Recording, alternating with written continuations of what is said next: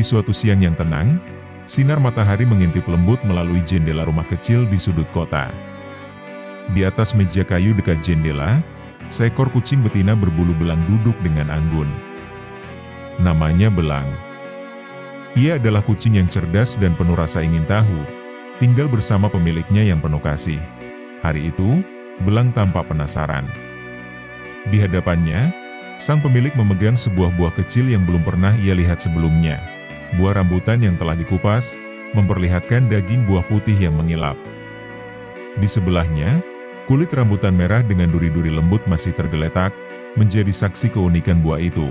Pemiliknya tersenyum, lalu dengan perlahan menyodorkan buah itu ke arah Belang. "Coba cium ini, Belang.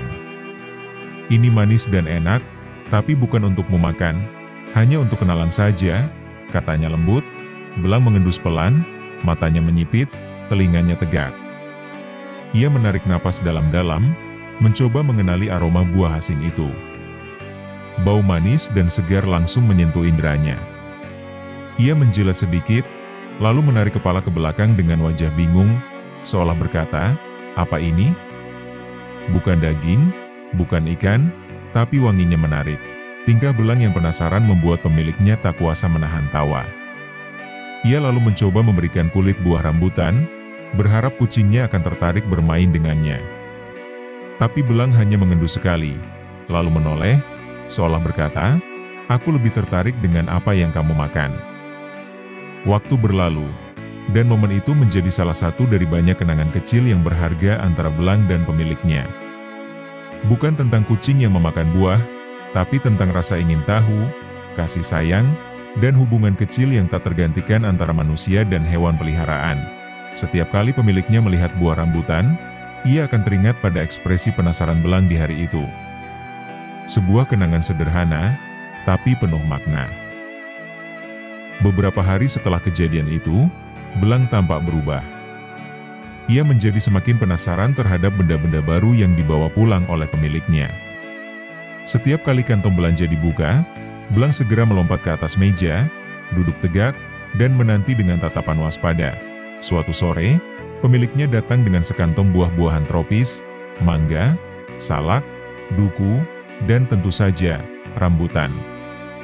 Begitu melihat si buah merah berbulu itu lagi, Belang langsung mendekat, bahkan menjulurkan kaki kecilnya untuk mencoba menyentuhnya.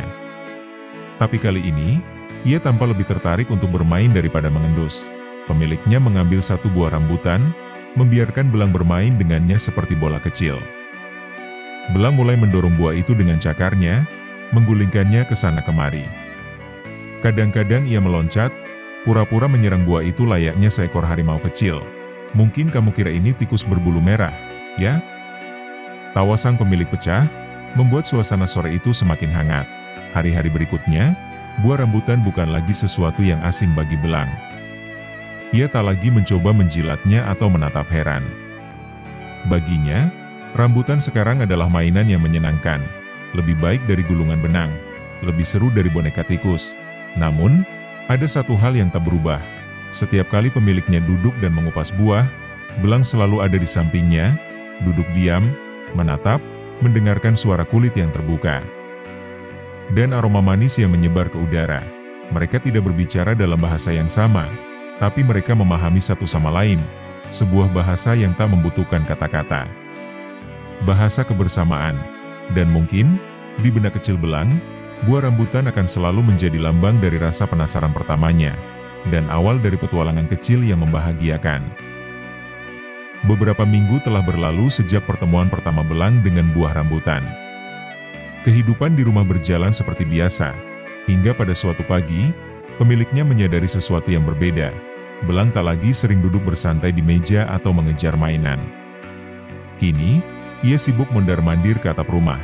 Rupanya, Belang baru saja melahirkan beberapa anak kucing mungil, dan kini ia menjadi ibu penuh tanggung jawab. Hari itu, langit mendung, dan angin cukup kencang. Belang tampak sedang memindahkan salah satu anaknya dari sudut atap yang terbuka ke tempat yang lebih aman dan hangat. Dengan gigi lembutnya, ia menggigit tengkuk anak kucing itu. Seekor anak dengan bulu putih dan oranye yang masih belum kuat berjalan sendiri. Perlahan-lahan, Belang melangkah di tepian atap, menuruni celah sempit yang berbahaya. Dalam video itu, terlihat bagaimana belang dengan hati-hati menurunkan anaknya dari pinggiran atap ke permukaan yang lebih aman. Tubuhnya menunduk, kaki belakangnya tetap bertumpu dengan kokoh, memastikan si kecil tidak jatuh. Di balik momen itu, ada kekuatan cinta yang tak terlihat, cinta seekor ibu. Tanpa kata, tanpa keluhan, belang menuntaskan tugasnya, melindungi dan merawat.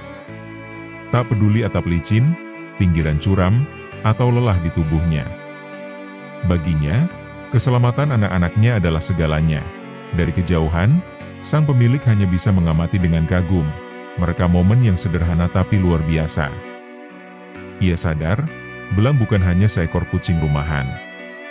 Ia adalah sosok tangguh, penuh dedikasi, dan kini telah menjadi simbol kasih seorang ibu yang tak pernah goyah. Hari-hari berlalu, dan anak-anak belang tumbuh dengan cepat. Mereka kini mulai merangkak, melompat-lompat kecil, dan menjelajah dunia yang sebelumnya hanya bisa mereka pandang dari pelukan sang ibu.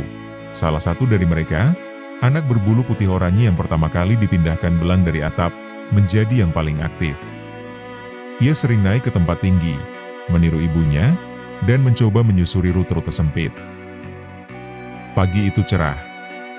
Sinar matahari masuk menembus sela-sela genteng, menyoroti 3 bola bulu kecil yang kini tak lagi sekadar bayi mungil. Putih, keling, dan oranye, anak-anak belang, telah tumbuh cukup besar untuk menjelajah dunia mereka sendiri. Belang mengawasi dari kejauhan, duduk anggun di tepi pagar rumah.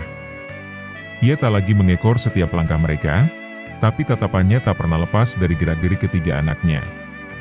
Ia tahu, saatnya mereka belajar dari dunia, bukan hanya darinya. Putih menjadi penjelajah sejati.